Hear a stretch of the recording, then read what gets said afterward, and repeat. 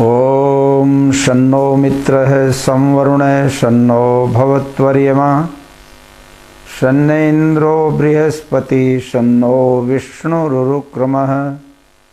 नमो ब्रह्मणे नमस्ते वायो त्वामेव प्रत्यक्षं ब्रह्मासि त्वामेव प्रत्यक्षं ब्रह्म वदिष्यामि ऋतं वदिष्यामि सत्यं वदिष्यामि।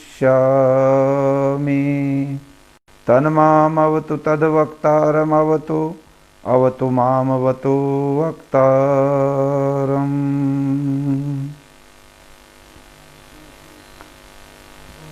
आदरणीय समस्त श्रोतागण जो आज इस कार्यक्रम के साथ जुड़े हुए हैं, मैं आप सभी लोगों का अभिनंदन करता हूं। आप सभी लोगों को सादर नमस्ते करता हूं। आज आर्य समाज हिम्मतपुर काकामई जिला एटा की ओर से इस विशेष व्याख्यान की व्यवस्था की गई है और वहां के पदाधिकारियों ने मुझे बताया कि आर्य समाज हिम्मतपुर काकामई के माध्यम से हम ये संदेश उस क्षेत्र की और उसके माध्यम से पूरे देश के ग्रामीण क्षेत्र को ये देना चाहते हैं कि वर्तमान परिप्रेक्ष्य में ग्रामीण क्षेत्रों में आर्य समाज की क्या अहम भूमिका हो सकती है और उसकी क्या आवश्यकता है। मैं ये समझता हूँ कि ये विषय बड़ा महत्वपूर्ण उन्होंने इस वार्ता के लिए निश्चित किया है और इसके लिए मैं आर्य समाज हिम्मतपुर काकामई के सभी पदाधिकारियों का धन्यवाद करना चाहता हूँ। ये आर्य समाज स्थापित हुई लगभग 2 वर्ष पूर्व और इसकी पृष्ठभूमि बड़ी मजबूत है। हम और आप सभी इस बात से सुपरिचित हैं कि आर्य जगत के बहुत ही प्रतिष्ठित और उच्च कोटि के विद्वान, कर्मकांड के मर्मज्ञ, आर्य पुरोहित सभा दिल्ली के प्रधान और आर्य समाज की शिरोमणि सभा सार्वदेशिक आर्य प्रतिनिधि सभा के उप प्रधान आदरणीय आचार्य प्रेमपाल शास्त्री जी, जिनका अपना ये जन्म स्थान है, ये ग्राम जिस भूमि पर उनका जन्म हुआ, उनकी प्रारंभ से ये इच्छा थी कि अपने गांव में आर्य समाज की स्थापना अवश्य की जाए और उसको मूर्त रूप देने में उन्होंने निश्चित रूप से अपने साथियों के सहयोग से सफलता प्राप्त कर ली।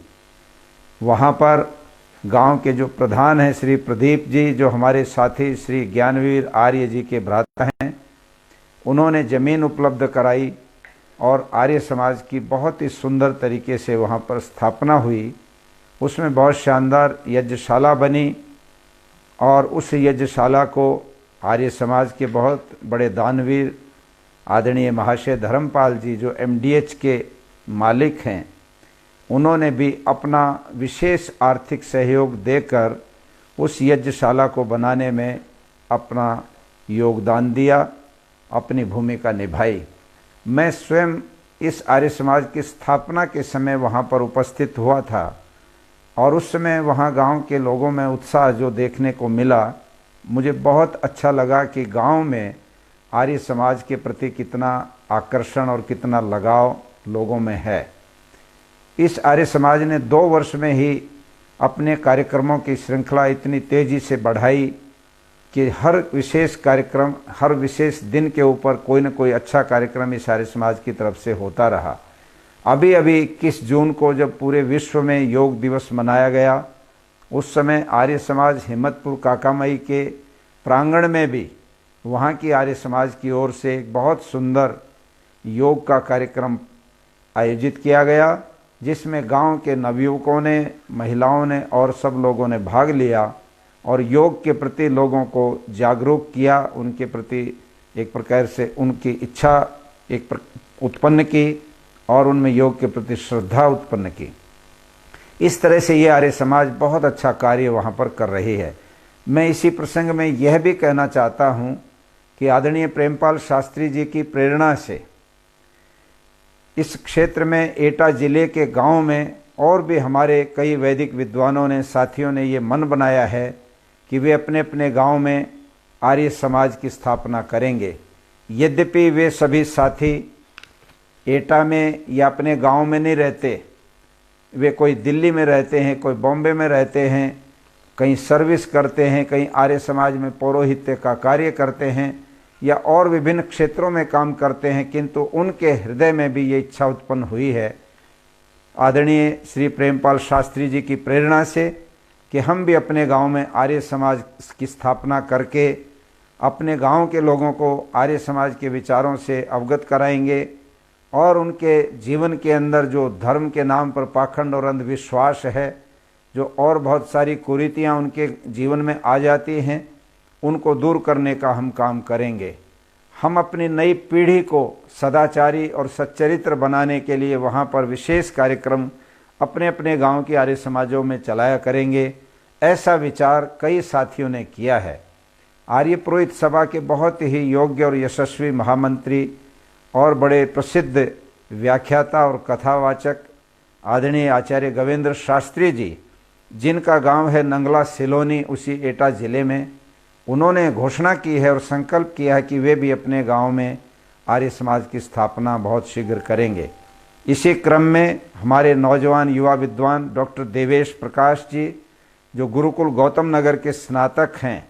उनका गांव है नंगला दुबे, वो भी अपने गांव में आर्य समाज की स्थापना करने का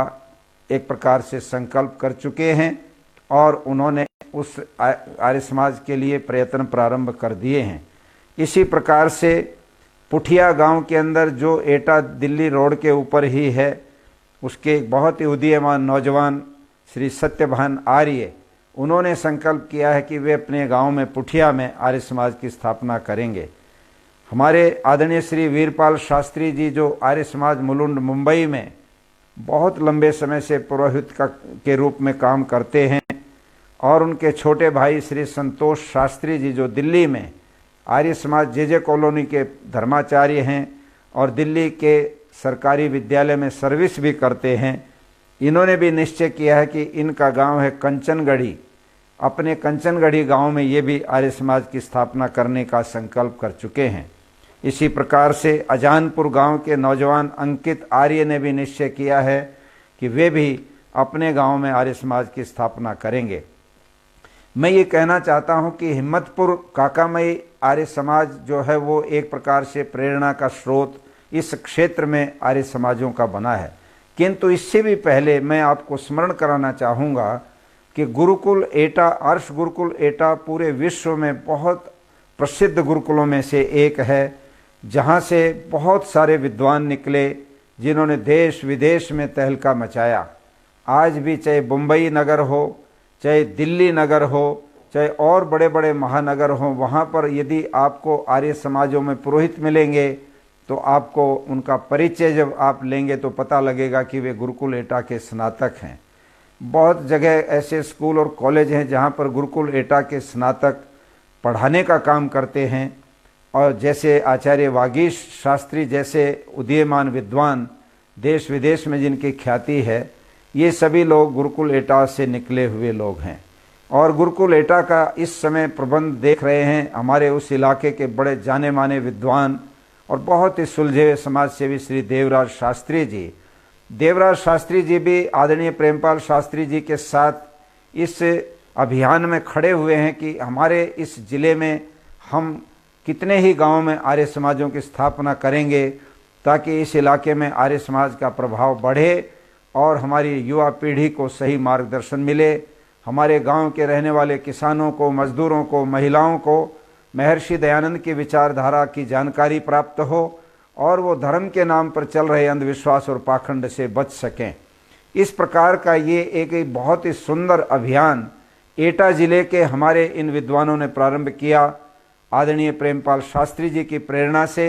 मैं इन समस्त साथियों को साधुवाद देना चाहता हूँ। हिम्मतपुर काकामई में हमारे नौजवान विद्वान श्री जयप्रकाश शास्त्री जी बहुत ही सक्रिय रूप से उसमें अपनी भूमिका निभा रहे हैं इस आर्य समाज में। ज्ञानवीर आर्य जी, प्रदीप जी प्रधान जी, हमारे नवयुवक विवेक आर्य जो इंटरनेट वगैरह के माध्यम से बहुत अच्छा काम करते हैं, ये सब के सब आदरणीय प्रेमपाल शास्त्री जी से प्रेरणा लेकर इस आर्य समाज के लिए निरंतर कृत संकल्प हैं और बहुत अच्छा कार्य कर रहे हैं। मैं इन सभी लोगों को साधुवाद देना चाहता हूं। और जो विषय है उसके संबंध में आप लोगों को कुछ थोड़ा निवेदन करना चाहता हूं कि आप लोग इस बात की पहले पृष्ठभूमि को अच्छी प्रकार से समझ लें कि ये भारत भूमि उन ऋषियों की भूमि है जिन ऋषियों के प्रभाव से, तप से, त्याग से और उनकी विद्या से पूरे संसार में ये भारत विश्व का गुरु कहलाया। सृष्टि के प्रारंभ से लेकर के महाभारत पर्यंत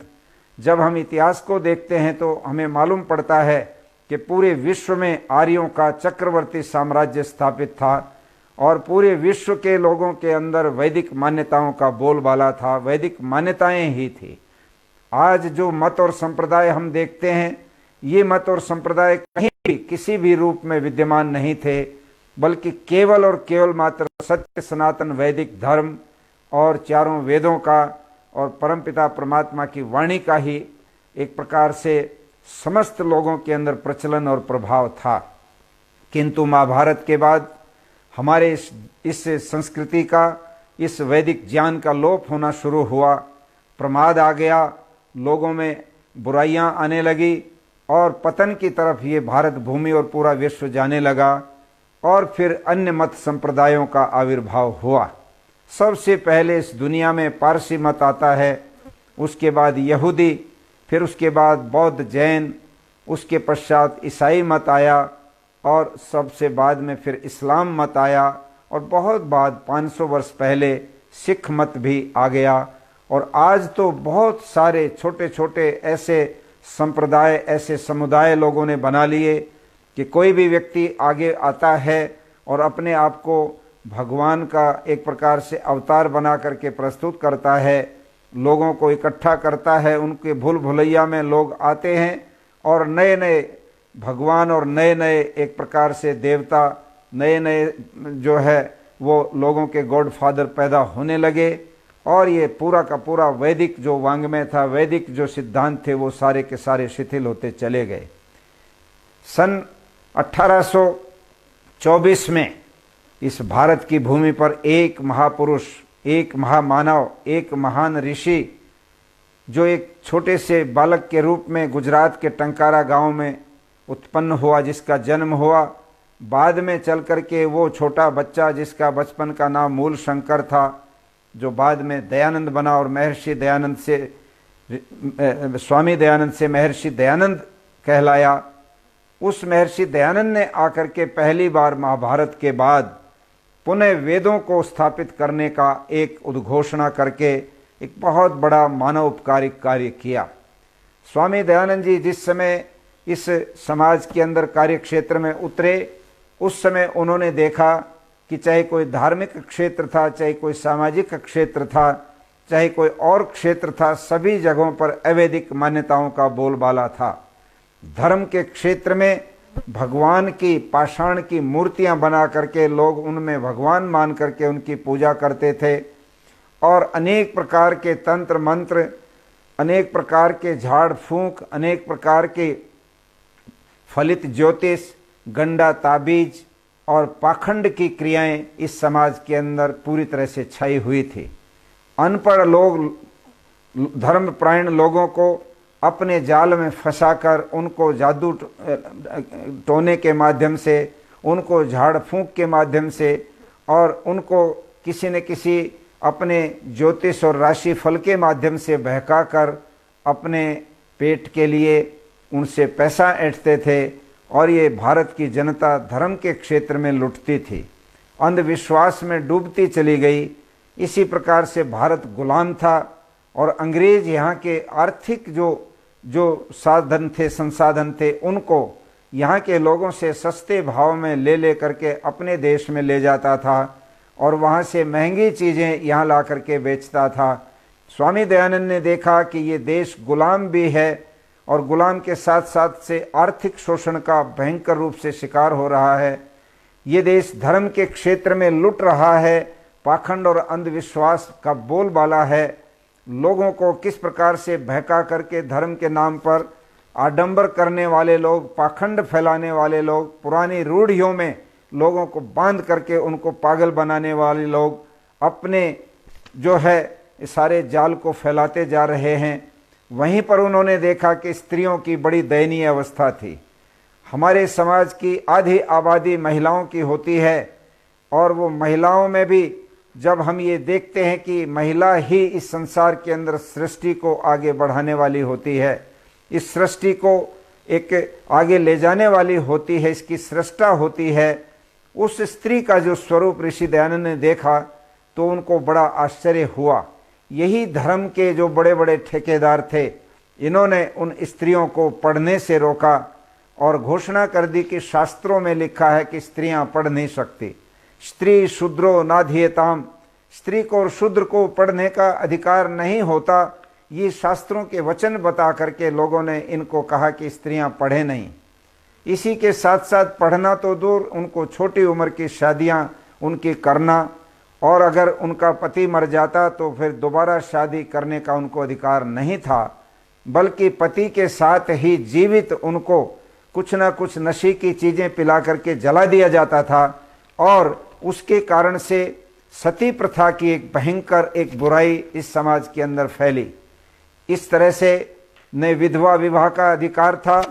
न बाल विवाह की बुराई को रोकने का कोई कदम उठाया जाता था। सती प्रथा का बोलबाला था। छोटी उम्र की बच्चियों को मंदिरों में देवदासी के रूप में जो है वो उनको चढ़ा दिया जाता था, और वो जीवन भर उन मंदिरों में ही उनको रहना पड़ता था। यदि उन्हें कहीं बड़ी होकर के शादी विवाह की इच्छा उनकी होती तो फिर उन्हें कह दिया जाता था कि तुम्हारी शादी तो मंदिर के देवता से बचपन में ही हो गई थी, अब तुम्हें दोबारा से शादी करने का कोई अधिकार नहीं है। इस प्रकार से एक बहुत ही बुरी अवस्था में हमारे इस समाज की नारी जाति थी। और वो नारी जाति जिसको हमारे ऋषियों ने, मुनियों ने, हमारे वेदों के जो ब्राह्मण ग्रंथ हैं, शतपथ ब्राह्मण में हमारा ऋषि कहता है, मातृमान पितृमान आचार्यवान पुरुषो वेद। माँ बच्चे का पहला गुरु है, पिता उस बच्चे का दूसरा गुरु है, और आचार्य उसका तीसरा गुरु है। उस गुरु बनने वाली माँ को जो पहले गुरु के रूप में मानी गई, उसको अनपढ़ रखकर, उसको वेद मंत्र बोलने से मना कर कर, उसको यज्ञोपवीत लेने से रोककर, उसको हवन करने से रोक करके एक प्रकार से अज्ञान के अंधेरे में धकेलने का काम किया। तो आप सोच सकते हैं कि इस प्रकार से एक अनपढ़ और अशिक्षा से ओतप्रोत माँ कैसे अपने बच्चे का निर्माण करेगी। माँ के लिए कहा गया है कि माता निर्माता भवति, माँ निर्माण करने वाली होती है, किंतु उस माँ को भी, निर्माण करने वाली को भी पूरी तरह से पढ़ाई से, शिक्षा से और अन्य सभी कार्यों से वंचित करने का काम किया जा रहा था धर्म के क्षेत्र में। ऋषि दयानंद ने इन सारी स्थितियों को देखा, इनका आकलन किया, और पूरे समाज के जो ठेकेदार थे, बड़े बड़े जो शास्त्रों के ज्ञाता अपने आप को कहते थे, उनको चुनौती दी, और उन्होंने जगह जगह पर बहुत बड़े बड़े शास्त्रार्थ करके लोगों को कहा कि यदि तुम इन सारी कुरीतियों को वेद सम्मत, वेद और शास्त्रों के अनुकूल सिद्ध कर सकते हो तो तुम्हारी बात को मैं स्वीकार करूंगा, और यदि नहीं कर सकते तो तुम्हें कोई अधिकार नहीं है कि स्त्रियों को पढ़ने से रोको, शूद्रों को पढ़ने से रोको, मनुष्य और मनुष्य के बीच में जाति और पाति के नाम पर छूत छात फैलाने का तुम काम करो, ये तुम्हें कोई अधिकार नहीं हो सकता। आप लोगों को पता होगा कि ऋषि दयानंद ने परमात्मा की प्रतिमा बना करके जो पाषाण पूजा होती थी, जो मूर्ति पूजा होती थी, उस विषय को लेकर के काशी के अंदर एक बहुत बड़ा शास्त्रार्थ किया राजा की उपस्थिति में, और उस काशी नगरी के अंदर उसके पाखंड के गढ़ को ढा करके दिखाया, ध्वस्त करके दिखाया। सारे पौराणिकों ने स्वामी दयानंद के सामने सार्वजनिक रूप से हार मान ली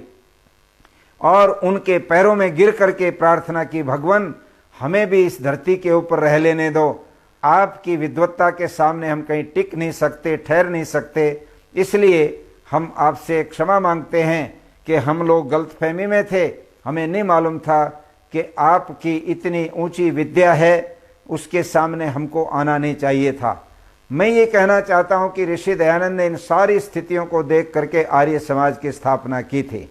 और आर्य समाज की स्थापना करके उन्होंने एक बहुत बड़ा विश्वव्यापी अपना एक उद्देश्य घोषित किया था। उन्होंने कहा था कि आर्य समाज में क्यों बना रहा हूं। स्वामी दयानंद से लोगों ने पूछा, महाराज आपने आर्य समाज बनाई है तो आखिर क्या उद्देश्य है इस आर्य समाज का, क्या करेगा ये आर्य समाज। तो ऋषि दयानंद ने अपने आर्य समाज का जो उद्देश्य निश्चित किया वो 10 नियमों के अंदर विद्यमान है। उन 10 नियमों में छठा नियम इसके पूरे के पूरे उद्देश्य को स्पष्ट करते हुए कहता है, संसार का उपकार करना इस समाज का मुख्य उद्देश्य है, अर्थात शारीरिक, आत्मिक और सामाजिक उन्नति करना। ये बात ऋषि दयानंद ने कहकर के स्पष्ट कर दिया कि आर्य समाज इस संसार के लोगों की शारीरिक उन्नति करेगा, इस संसार के लोगों की आध्यात्मिक उन्नति करेगा, इस संसार के लोगों की सामाजिक उन्नति करेगा। और इन तीनों ही क्षेत्रों में बहुत बड़ी विडंबना उस समय चल रही थी। शारीरिक उन्नति किस लिए नहीं होती, क्योंकि लोगों को खाने की, पीने की, रहने की, दवाई की और दूसरी चीज़ों की व्यवस्था जब नहीं होती तो मनुष्य का शरीर उन्नति नहीं कर सकता। शरीर की उन्नति के लिए जो मौलिक आवश्यकताएं हैं, जो भौतिक आवश्यकताएं हैं, जब तक उनकी पूर्ति नहीं होगी तो मनुष्यों का शरीर उन्नत नहीं हो सकता। यद्यपि शरीर की उन्नति के लिए हम लोग अपने भारतीय व्यायाम, योग, आसन आदि और अन्य दूसरे कुश्ती आदि, दंड बैठक आदि भी लगाते हैं, किंतु इनसे भी पहले सबसे महत्वपूर्ण जो आवश्यकता किसी व्यक्ति के लिए है वो है पेट के लिए रोटी, वो है शरीर के लिए वस्त्र, बीमार हो जाए तो दवाई, और अनपढ़ न रहें उसके लिए पढ़ाई, और कोई बहुत बड़ा कोई ऐसा व्यक्ति जो समाज के दबंग हो वो अगर अन्याय करे तो उस अन्याय से लड़ते हुए न्याय उसको प्राप्त हो सके। इस प्रकार से 6 वस्तुएं जो जिनको कहते हैं मौलिक आवश्यकताएं किसी व्यक्ति की होती हैं, ऋषि दयानंद कहते हैं कि संसार के लोगों की इन समस्याओं का समाधान आर्य समाज करेगा। दूसरे नंबर पर वो कहते हैं आध्यात्मिक उन्नति, अर्थात धर्म के क्षेत्र में, आत्मा और परमात्मा के इस ज्ञान में जहां जहां भी अंधविश्वास है वो आत्मा की उन्नति नहीं कर सकता। जहां जहां भी गलत चीजें, अवैधिक मान्यताएं प्रचलित हैं, उनसे मनुष्य की आत्मा उन्नत नहीं हो सकती। इसलिए उनकी आध्यात्मिक उन्नति के लिए आवश्यक है कि वे अष्टांग योग का पालन करें, महर्षि पतंजलि के अष्टांग योग को अपनाएं और उस परमपिता परमात्मा जो इस संसार के कण कण में विद्यमान है, वो सब जगह विद्यमान है, वो सर्वव्यापक और सर्व अंतर्यामी है, वो सर्वशक्तिमान है, वो अजर और अमर है, हर प्रकार से वो निराकार है और उस निराकार ईश्वर की उपासना योगाभ्यास से की जा सकती है और वो आत्मा का विषय, इंद्रियों का विषय नहीं है। इसलिए ऋषि दयानंद ने कहा कि आध्यात्मिक उन्नति के लिए साकार परमात्मा बनाकर, मूर्तियां बनाकर उसकी उपासना से उसकी कोई भी एक प्रकार से उन्नति नहीं होती आत्मा की, बल्कि निराकार ईश्वर के गुणों का अपने हृदय में एकाग्र होकर चिंतन करने से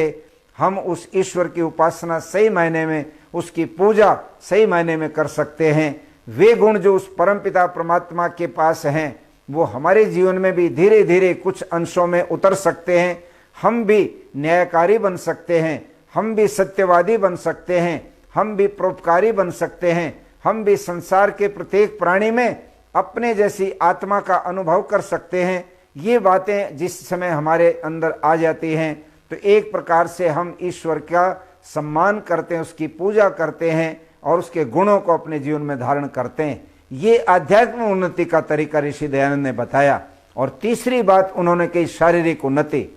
किसी भी समाज की शारीरिक उन्नति कैसे होती है, सामाजिक उन्नति कैसे होती है, किसी भी परिवार की सामाजिक उन्नति कैसे होती है, तो आप सोच सकते हैं कि जिस समाज के अंदर बहुत अधिक परस्पर वैमनस्य हो जाए, बहुत अधिक परस्पर कटुता हो जाए, बहुत अधिक परस्पर भेदभाव हो जाए, जात पात के नाम पर छोटी जात, बड़ी जात, ऊंची जात, नीची जात, ये अगर समाज इस रूप में बंट जाए, भाषाओं में समाज बंट जाए, काले और गोरे रंग में समाज बंट जाए, औरत और मर्द के भेदभाव में अगर समाज बंट जाए और गरीब और अमीर के भेदभाव में समाज बंट जाए, वो समाज कभी भी उन्नत नहीं हो सकता। उस समाज में रहने वाले लोगों की सामाजिक उन्नति नहीं हो सकती। इसलिए ऋषि दयानंद कहते हैं सामाजिक उन्नति करने का काम भी आर्य समाज को करना है। और वो कैसे करना है कि आर्य समाज जन्म से जाति नहीं मानता, बल्कि कर्म से, गुण कर्म और स्वभाव के अनुरूप मनुष्य की एक प्रकार से योग्यता तय होती है। जाति तो मनुष्य की एक ही है, समान प्रसवात्मिका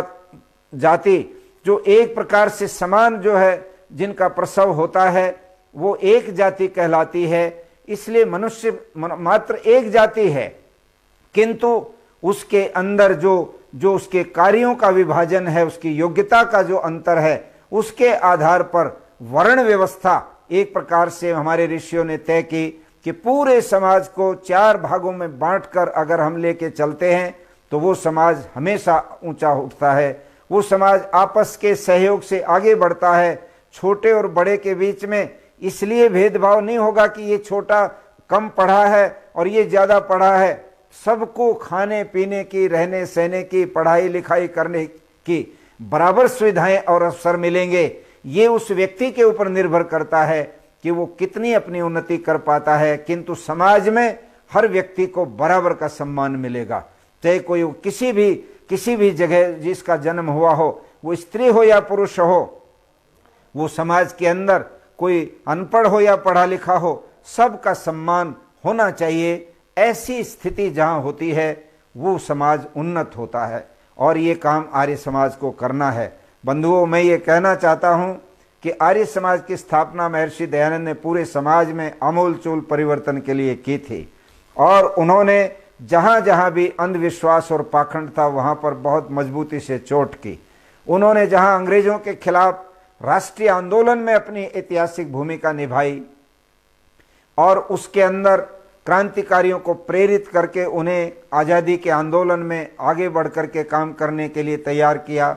1857 की क्रांति जब फेल हो गई, उसके बाद उस क्रांति को दोबारा से प्रज्वलित करने के लिए, उस अग्नि को फिर से भड़काने के लिए एक विद्रोह की स्थिति ऋषि दयानंद ने पैदा की, और उनके जीवन के अंदर, उनके समस्त जीवन चरित्रों में 1955 से लेकर के 1957 तक का कार्यकाल दिखाई नहीं देता कि वो कहाँ थे। उस 1855 से लेकर 1858 तक का जो समय है वो ऐसा है जो वो एक प्रकार से भूमिगत रहे, और विद्वानों का मानना है, और इसके प्रमाण भी बहुत सारे जुटाए जा रहे हैं कि ऋषि दयानंद ने उस समय में आज़ादी के आंदोलन के लिए लोगों को तैयार किया, छोटे छोटे राजे महाराजाओं को प्रेरित किया, और अंग्रेज के खिलाफ लड़ने के लिए, अपने देश को स्वतंत्र कराने के लिए उन्होंने आवाज़ उठाई। उन्होंने 1875 में सत्याग्रह प्रकाश में सबसे पहले भारत के इस स्वतंत्रता आंदोलन के इतिहास में स्वराज्य अपना जन्मसिद्ध अधिकार बता करके ये घोषित किया कि अपना राज्य, जो चाहे कितना ही भी कोई खराब राजा हो अपने देश का, तो भी अपना राज्य अपना होता है। इसलिए विदेशी राजा कभी भी अच्छा नहीं हो सकता, चाहे वो माता पिता के समान भी कोई व्यवहार करे, तो भी स्वदेश स्वराज्य जो है वो अवश्य ही हमको प्राप्त करना चाहिए। स्वामी दयानंद की प्रेरणा से श्याम जी कृष्ण वर्मा, भाई परमानंद, स्वामी श्रद्धानंद, लाला लाजपत राय, शहीद आजम भगत सिंह के दादा सरदार अर्जुन सिंह के माध्यम से पूरा शहीद परिवार, और इसी प्रकार से राम प्रसाद बिस्मिल और अनेक नौजवान, अशफाक उल्लाह खान जैसे एक मुस्लिम नौजवान भी राम प्रसाद बिस्मिल के साथ आकर इस क्रांति की, इस फौज के अंदर, सेना के अंदर भर्ती हुए। ये ऋषि दयानंद की प्रेरणा थी कि आर्य समाज के इतिहास, आर्य समाज के लोगों ने स्वतंत्रता आंदोलन में सबसे अधिक आगे बढ़ चढ़ करके भाग लिया था। और इस बात को हम बड़े गर्व के साथ कह सकते हैं कि जो लोग आज उस आज़ादी के आंदोलन को भुनाते हैं और उसके अंदर अपनी भूमिका की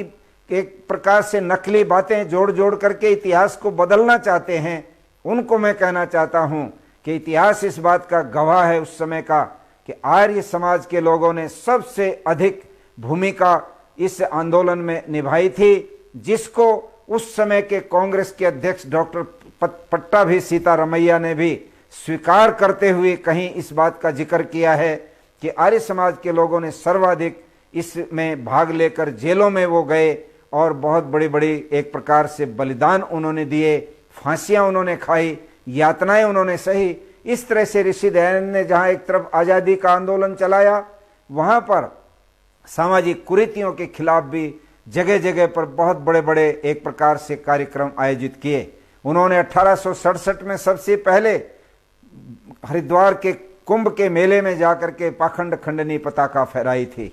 और पूरी दुनिया के धर्म के नाम पर जो लोग लोगों को बहकाते थे, जो लोग ये कहते थे कि गंगा में डुबकी लगाने से सारे पाप कट जाते हैं, उनको चुनौती दे करके ये कहा था कि आप लोग इसको सिद्ध करके दिखाओ, नहीं तो आपको माफी मांगनी चाहिए। पूरे हरिद्वार के मेले में दयानंद की दुंदुभी बजी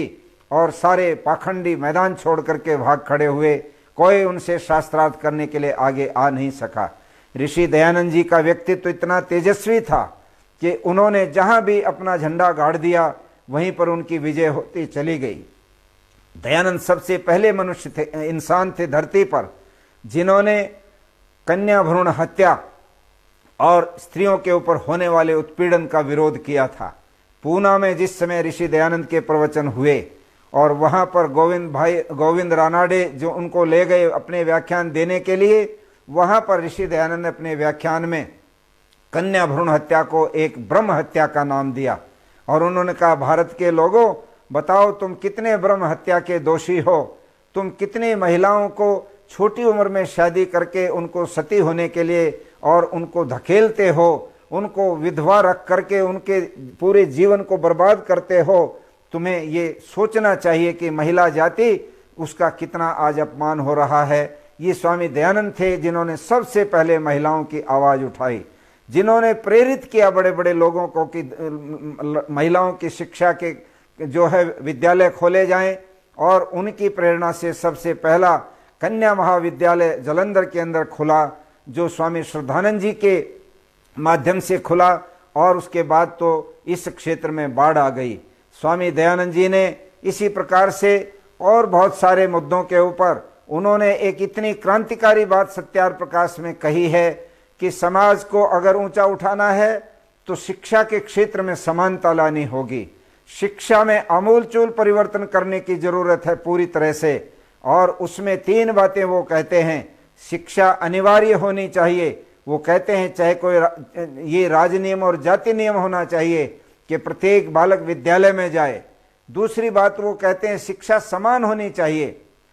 निःशुल्क होनी चाहिए, और उसके लिए वो कहते हैं चाहे को राजकुमार हो चाहे राजकुमारी, सबको तुल्य वस्त्र, खान पान और आसन मिलने चाहिए। ये बात कह करके वो स्पष्ट करते हैं कि अमीर का बेटा और गरीब का बेटा सब एक स्थान पर पढ़ेंगे, एक समान भोजन की व्यवस्था उनकी होगी और वो निःशुल्क होगी। अनिवार्य शिक्षा, समान शिक्षा और निःशुल्क शिक्षा, ये क्रांतिकारी बात स्वामी दयानंद सरस्वती ने 1875 में कही। आज मैं समझता हूं आज कितनी बड़ी जरूरत है इस बात की कि वर्तमान समय में शिक्षा का रूप कितना भयंकर रूप से बिगड़ गया है। कोरोना के इस कार्यकाल में कितना भारी एक दबाव लोगों के ऊपर पड़ा हुआ है कि शिक्षा हो नहीं रही, किंतु प्राइवेट स्कूलों के संचालक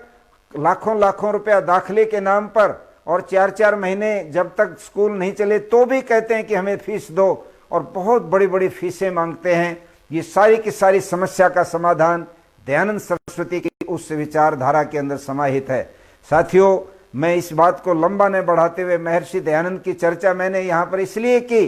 कि दयानंद को समझे बिना हम आर्य समाज को नहीं समझ सकेंगे। महर्षि दयानंद ने आम आदमी की समस्याओं को समझा था, उन्होंने गरीब की हालत को देखा था। वे पहले आदमी थे जिन्होंने स्टाम्प ड्यूटी का, अंग्रेजों ने जब स्टाम्प ड्यूटी लगाई थी उसका विरोध किया था। उन्होंने नमक के कानून का विरोध किया था। नमक जैसी चीज के ऊपर कानून लगना, उस पर टैक्स लगना, दयानंद ने कहा इससे तो गरीब मर जाएगा। और इस तरह से जो गो हत्या होती थी, उस गो हत्या के ऊपर भी ऋषि दयानंद ने अपने सिद्धांत से भी थोड़ा हटकर कितनी बड़ी बात कही। एक तरफ जब वो अंतिम समय उनके जीवन का था और वो परमात्मा को समर्पण करके कह रहे थे, ईश्वर तूने अच्छी लीला की, तेरी इच्छा पूर्ण हो, अर्थात मैं तुम्हारे सामने नतमस्तक हूं, तुम्हारी व्यवस्था को मैं चुनौती नहीं दे सकता, उधर समर्पण कर रहे हैं। वहीं पर गोकरुणानिधि में स्वामी दयानंद जी गौओं के बारे में कहते हैं, भगवान तुम्हारे भी रास्ता इन निर्जीव इन बेजुबान जो पशु हैं, इन बेचारों के लिए तुम्हारा भी न्यायालय बंद हो गया, तुम भी अब इनके नहीं रहे। एक प्रकार से उल्हाना और एक परमात्मा के प्रति अपनी नाराजगी व्यक्त करते हुए वो कह रहे हैं कि प्रभु, इन अमूक जो ये पशु हैं, इनकी आवाज सुनो, इनकी रक्षा करो। और इसके लिए उन्होंने बहुत बड़ा अभियान चलाया और उस अभियान में उन्होंने कोशिश की कि लाखों लोगों के, करोड़ों लोगों के हस्ताक्षर करा के वो महारानी विक्टोरिया को दें और भारत की भूमि से गो हत्या का कलंक मिट सके। ऐसे ऋषि दयानंद का एक बहुआयामी कार्यक्रम था जो आर्य समाज के लिए एक प्रकार से विरासत में वो छोड़ करके गए थे। आज देहात में आर्य समाजों की जरूरत क्यों पड़ रही है? हम देखते हैं गांव गांव में मैं घूमता रहता हूं, देश के सभी प्रांतों के गांव में मुझे जाने का अवसर मिलता है। और ये एटा क्षेत्र में तो मैं बहुत देर से, बहुत पहले आदरणीय प्रेमपाल शास्त्री जी के साथ पूज्य स्वामी इंद्रवेश जी महाराज, जो आर्य समाज के बहुत बड़े महान सन्यासी थे, जो रोहतक से लोकसभा के सदस्य भी बने और आर्य प्रतिनिधि सभा पंजाब के जो पूरी 5 प्रांतों की सभा थी, कश्मीर, हिमाचल, पंजाब, दिल्ली और हरियाणा की संयुक्त सभा थी, उसके प्रधान बने। गुरुकुल कांगड़ी के वो कुलाधिपति बने और उनका कार्यक्षेत्र पूरा देश था। तब स्वामी इंद्रवेश जी के साथ में गुरुकुल एटा और आदरणीय शास्त्री जी के गांव में भी जाता था। कई बार तो हम लोगों ने गांव में जाकर के होली भी मनाई, यज्ञ भी किए और स्वामी इंद्रवेश जी के वहां पर उपदेश भी होते थे। हम लोग पहले इस इलाके में गांव में शिविर भी लगाते थे, बच्चों के शिविर लगाते थे जिसमें चरित्र निर्माण की शिक्षा उन्हें दी जाती थी। इसलिए मैं ये कहना चाहता हूं कि गांव के वातावरण को देख करके आज हमको बड़ी चिंता हो रही है। और चिंता इस बात की है कि आज सबसे ज्यादा जो हमारे ग्रामीण जो भाई हैं, किसान हैं, मजदूर हैं, नौजवान हैं, महिलाएं हैं, वो सबसे अधिक पीड़ित हैं नशे की आदत से। आज सरकारों ने शराब बेचने का व्यापार शुरू कर रखा है। शराब सरकार परमिट दे करके बिकवाती है और उस शराब को गरीब आदमी खरीद करके अपनी सारी की सारी जीवन की जो कमाई है उसको लुटा देता है और नशे का आदी होकर वो पूरे घर को जो खिलता हुआ चमन है उसको उजाड़ देता है, अपनी पत्नी को पीटता है, छोटे बच्चों की मुंह की रोटी छीन लेता है, अपने बूढ़े बाप को धकेल देता है और उसको दवाई भी नहीं ला करके दे सकता। किंतु नशे का आदी होने के कारण घर के चीजों को बेच बेच कर और आखिर भी जमीन भी बेचनी पड़े तो उसको भी बेचकर उस नशे की पूर्ति करता है। आज इस नशे के कारण से पूरा देहात उजड़ रहा है, पूरे गांव बर्बाद हो रहे हैं। खासतौर पर नौजवान तबका आज बहुत ज्यादा नशे का आदी होता जा रहा है। इसलिए आर्य समाज को ये चिंता है कि जब तक हमारे देश का किसान और उसके बेटे नौजवान, उसकी माताएं बहनें, जब तक ये सब लोग सुख समृद्धि से संपन्न नहीं होंगे, इनके घरों में धन आकर के ये उन्नति की तरफ नहीं जाएंगे, तब तक ये भारत कभी भी उन्नति नहीं कर सकता। आर्य समाज इस बात की गंभीरता को समझता है। आर्य समाज कोई ऐसा धर्म संगठन नहीं है जो कथाएं करके और लोगों को धर्म के नाम पर वाहियात पाखंड की कहानियां सुनाकर, पुराणों के गप और उनके गपोड़े सुनाकर उनका मनोरंजन करने के सिवाय कुछ भी नहीं करते। आर्य समाज लोगों के दुख और दर्द को अपना दुख दर्द समझता है। आर्य समाज अगर कहीं भटकता है तो उसको देख करके आर्य समाज सबसे पहले चौकीदार के रूप में सबसे आगे आता है और आकर के लोगों को एक प्रकार से सचेत करता है, उनको समझाने का काम करता है, उनके अंदर जागृति पैदा करता है कि इन बुराइयों से तुम बचो। आज हमारे किसान, आज हमारे नौजवान ऐसे ही बेरोजगारी और किसान की जो लूट हो रही है, उसके उपज का ठीक से दाम भी नहीं उसको मिलता, उसकी सारी की सारी जो चीजें हैं उसको महंगी मिलती हैं, चाहे डीजल हो, चाहे बिजली हो, चाहे खाद हो, चाहे दवाइयां हो और सारी चीजें। ये तो बहुत सारी आकाश को छूने वाली महंगाई है। और जो वो पैदा करता है अनाज, वो सारा का सारा उसका सस्ते भाव में छीन लिया जाता है, लूट लिया जाता है। ये आज किसान की तस्वीर है, जिस किसान को महर्षि दयानंद ने सत्यार्थ प्रकाश में राजाओं का भी राजा बताया। स्वामी दयानंद ने कहा कि राजाओं के भी राजा परिश्रम करने वाले किसान होते हैं। उन किसानों को और उन गांवों को, उन किसानों के साथ जो मजदूर वर्ग, गरीब तबका काम करता है, उन सभी लोगों को ठीक रास्ते पर लाना, उनके जीवन में अगर नशे की आदत है उसको छुड़वाना, उनके जीवन के अंदर धर्म के नाम पर अंधविश्वास पाखंड है उसको हटाना, उनके जीवन में अच्छाइयां लाना और उनके बच्चों को चरित्रवान बनाना आर्य समाज का कार्य है। इसलिए आज गांव-गांव में आर्य समाजें बननी बहुत जरूरी हैं। पुरानी पीढ़ी के बुजुर्ग लोग जानते हैं कि पहले नौजवान बच्चों में थोड़ी बहुत नैतिकता हुआ करती थी। सामने से कोई बड़ा बुजुर्ग आ जाता तो नौजवान रास्ता छोड़ देते थे कि बुजुर्ग आ रहा है, हमें उनके सामने से नहीं जाना, वो इधर उधर हट जाते। जब बुजुर्ग चला जाता तो वो जाते थे। किंतु आजकल नौजवानों में नैतिकता की कमी आ गई है, क्योंकि उन्हें जिस प्रकार से टेलीविजन के माध्यम से और टेलीफोन के ऊपर ये गूगल नाम का जो सॉफ्टवेयर है इसके माध्यम से जिस प्रकार की गंदगी और अश्लीलता उनको सौंपी जा रही है, परोसी जा रही है, जैसे उनके नशे की जो आदतें उनके अंदर पड़ती जा रही हैं, जैसे उनकी उपभोक्तावादी प्रवृत्तियां बढ़ती जा रही है, जैसे वो पोर्नोग्राफी और अश्लील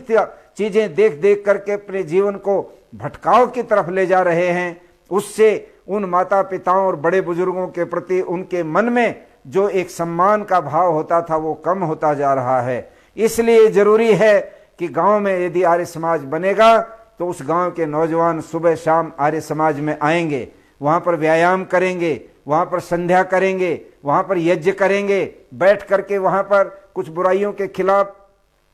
बोलेंगे और कुछ और चीजें कहेंगे। इस प्रकार से नौजवान बच्चों का निर्माण, उनका चरित्र निर्माण करना इन आर्य समाजों का कार्य होगा। धर्म के नाम पर जो अंधविश्वास व पाखंड फैलाया जाता है उसको रोकना भी आज बहुत ज्यादा जरूरी है। पिछले दिनों में हमें कुछ इस प्रकार के कथित कथावाचक हमने उनके प्रोग्राम इन YouTube के माध्यम से फेसबुक वगैरह पर जब सुने तो हमारा आश्चर्य का कोई ठिकाना नहीं रहा। एक कोई श्रीमान जी जो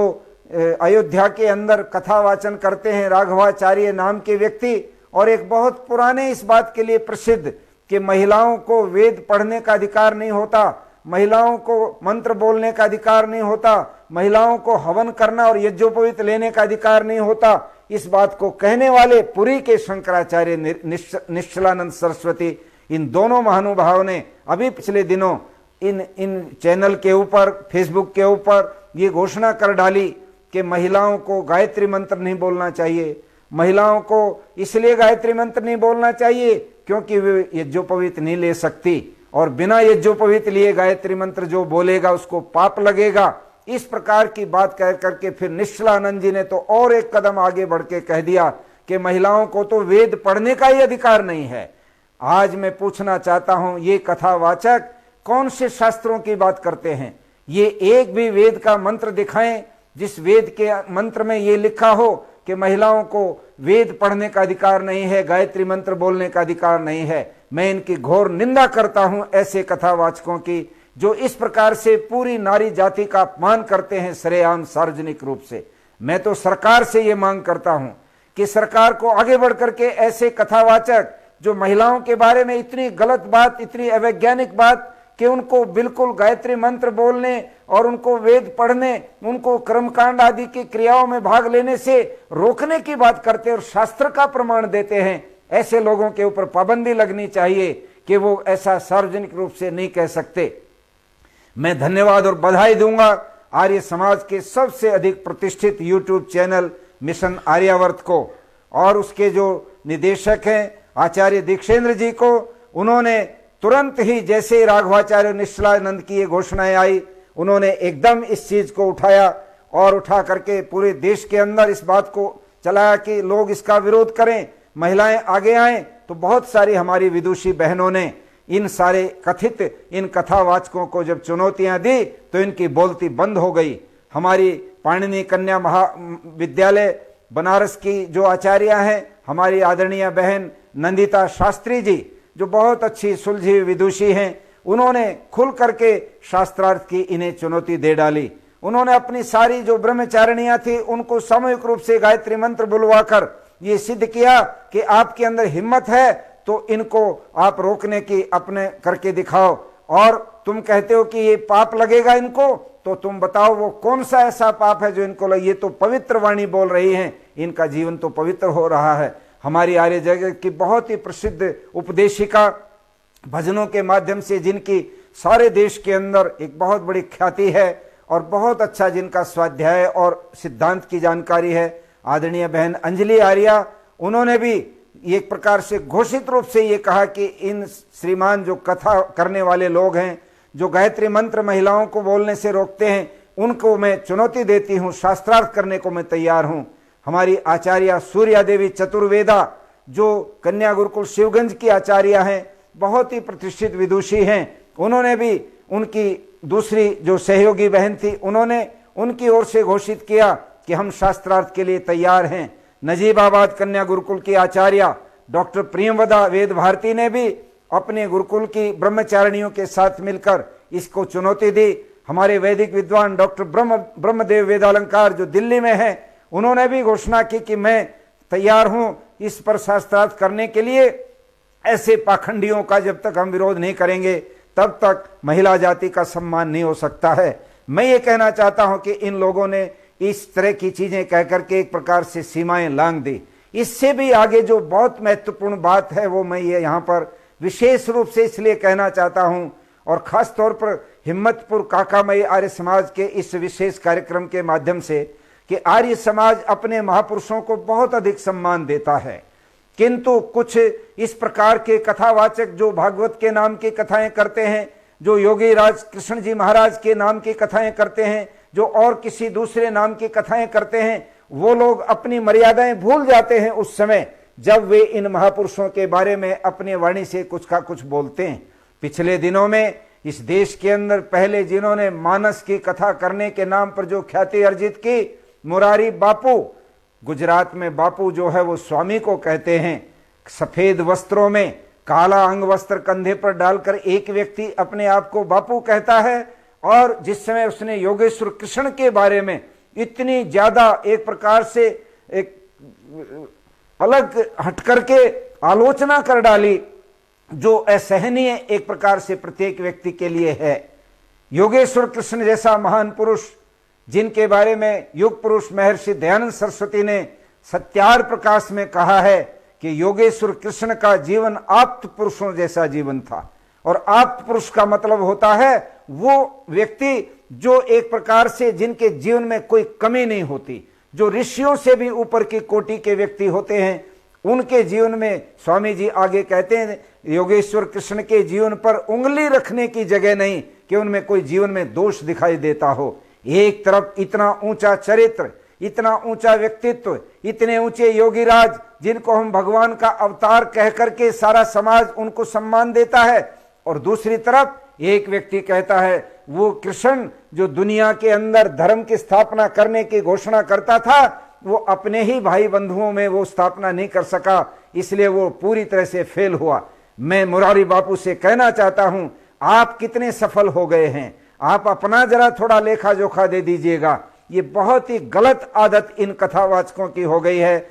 जिन्होंने ठेका ले लिया इस बात का कि अपने महापुरुषों के ऊपर गलत टिप्पणियां करके लोगों की भावनाओं को ये लोग चोट करते हैं। मैं ये भी निवेदन करना चाहूंगा बंधुओं, आप लोग इन बातों को समझने की कोशिश करें। योगेश्वर कृष्ण के बारे में भागवत की कथा करने वाले कई कथावाचक जब ये बात कहते हैं कि कृष्ण जी की 16,000 पत्नियां थी, तो हमारे को बहुत अधिक चोट लगती है। 16,000 पत्नियां, और उसके अतिरिक्त सबसे बड़ी बात यह भी कितना दुष्प्रचार हो रखा है कि योगेश्वर कृष्ण की पत्नी तो राधा थी। मैं आपसे जानना चाहता हूं कि आखिर रुक्मिणी कहां गई। आप सबको मालूम है कि योगेश्वर कृष्ण की जो पत्नी थी, जो ब्याहता थी, जो उनके विवाह के साथ उनके साथ आई थी, वो थी रुक्मिणी। और पूरे भागवत में कहीं भी राधा एक शब्द भी नहीं आता, तो ये राधा कहां से कृष्ण जी के साथ उसको जोड़ दिया। सारे के सारे पुराण पढ़ जाना, एक पुराण के अंदर राधा शब्द आता है, और वो राधा थी कृष्ण जी की मामी, उसका नाम था राधा। तो क्या हम कृष्ण जी को इस रूप में देखते हैं कि वो बिना शादी किसी भी औरत के साथ ऐसे रह सकते थे? ये कृष्ण जी के चरित्र के ऊपर एक बहुत बड़ा आरोप लगाया जाता है, हम इसको स्वीकार नहीं कर सकते। जो कृष्ण रुक्मिणी को उनकी भावनाओं के अनुरूप, जब रुक्मिणी ने कृष्ण जी से कहा कि महाराज मैं आप जैसा एक पुत्र अपनी कोख से जन्म दे करके इस संसार को देना चाहती हूं। तो कृष्ण जी हंस पड़े और कहने लगे, मैं तुम्हारी भावनाएं खूब अच्छी तरह समझता हूं और मैं चाहता हूं कि आपकी भावनाएं पूर्ण हो, किंतु इसके लिए हमको तप करना पड़ेगा। और उसके लिए वो बद्रीनाथ चले गए। 12 वर्ष तक ब्रह्मचर्य का पालन पति और पत्नी दोनों ने जमीन पर सो करके किया और उसके पश्चात एक पुत्र रत्न को जन्म दिया जिसका नाम था प्रद्युम्न। और वो प्रद्युम्न कहते हैं कि ऐसा व्यक्तित्व प्रद्युम्न का बना कि जिस समय योगेश्वर कृष्ण और बेटा जब जवान हो गया था, दोनों इकट्ठे बैठते थे या कहीं से आते जाते थे तो कई लोगों को पहचानने में दिक्कत होती थी कि कृष्ण कौन है और प्रद्युम्न कौन है। जिस व्यक्ति का चरित्र इतना ऊंचा है उसके बारे में यह कहा जाए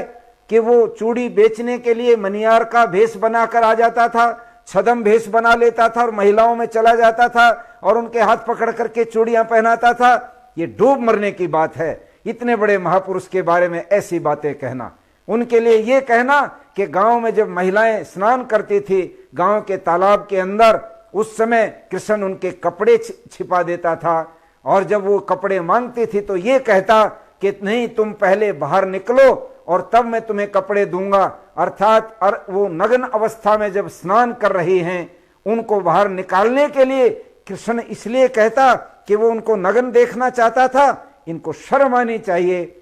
इन कथावाचकों को जो ऐसे बेहुदे और ऐसे गलत आरोप कृष्ण जैसे महान एक प्रकार से योद्धा और एक महान योगी के ऊपर लगाने की बात करते हैं। कृष्ण के जीवन को अगर हम देखते हैं तो कृष्ण एक योद्धा थे। उनका तो पैदा होने से पहले ही मौत का वारंट आ गया था।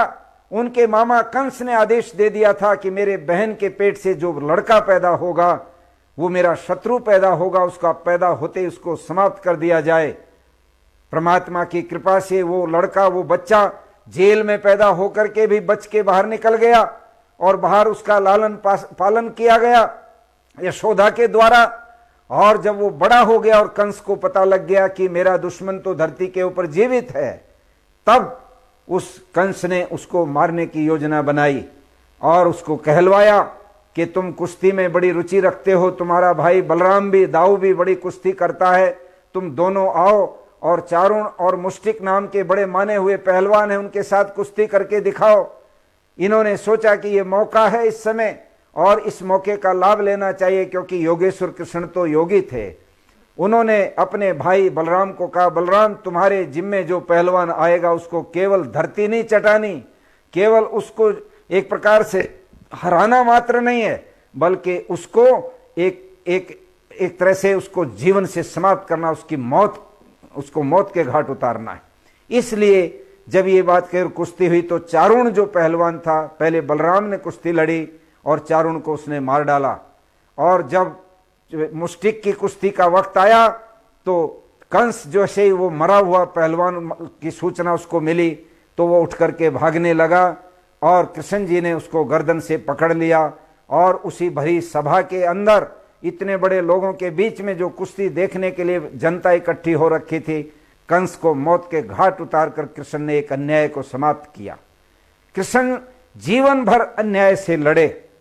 पूरी महाभारत के अंदर अगर हम देखते हैं तो धर्म की स्थापना के लिए जो योद्धा अपने सुदर्शन चक्र को उंगली पर लेकर के और अपने रथ से नीचे उतर करके अर्जुन को कहता है कि अर्जुन तुम्हारे अंदर अगर अज्ञान इतना भर गया है कि तुम लड़ना नहीं चाहते हो तो तुम अधर्म की तरफ चले गए, अब धर्म की तो रक्षा करनी ही होगी, इसलिए मैं अपना सुदर्शन चक्र उठाता हूं। आज उस योगेश्वर कृष्ण के जीवन के ऊपर किसी भी रूप में जो आज कथाओं के माध्यम से, रास लीलाओं के माध्यम से या और किन्हीं तरीके से जो घटिया किस्म की बातें कही जाती हैं, ये सारी की सारी बातें काल्पनिक हैं, मनगढ़ंत हैं और ये गपोड़े हैं। इनका उनके जीवन से कोई भी दूर दूर तक का कोई संबंध नहीं था। इसलिए मैं कहना चाहूंगा, आर्य समाज कृष्ण जी महाराज को इतना ऊंचे दृष्टिकोण से देखता है कि उन जैसा व्यक्तित्व, उन जैसा एक प्रकार से जीवन, उन जैसी योग विद्या, उन जैसी कर्म शक्ति इस संसार के अंदर किसी दूसरे व्यक्ति में दिखाई नहीं देती। इस नाते से आर्य समाज अब अपने महापुरुषों की भी रक्षा करेगा। ये हमारी संस्कृति के प्रकाश पुंज हैं। मर्यादा पुरुषोत्तम राम और योगेश्वर कृष्ण अगर इनके बारे में कोई व्यक्ति हल्की बात करता है, हम लोगों को इन सारे कथावाचकों को एक तरह से बहिष्कृत कर देना चाहिए और गांव गांव में आर्य समाजें खोलकर अपने नौजवानों को चरित्रवान बनवाएं, अपने गांव के लोगों में अच्छी बातें, अच्छी शिक्षाएं, अच्छी कथाएं, वेद की कथाएं, उपनिषदों की कथाएं और दर्शनों की कथाएं करवाएं, अपने महापुरुषों के जीवनों पर अच्छे अच्छे व्याख्यान करवाएं, योग के बारे में, यज्ञ के बारे में और आयुर्वेद के बारे में अच्छे अच्छे व्याख्यान करवाएं। आर्य समाज की स्थापनाएं जब गांव में होंगी तो ये सारे कार्यक्रम चलेंगे। मैं ये चाहता हूं, ये भाषण केवल एटा जिले के लोगों के लिए नहीं है, बल्कि पूरे देश और दुनिया के लोग जो चाहते हैं कि ये मानवता, पूरी की पूरी मानवता एक परिवार के रूप में, वसुधैव कुटुंबकम के रूप में आगे आए, आगे बढ़े, ऊंचाई की तरफ जाए, उन्नति की तरफ जाए। वे सब लोग मिलकर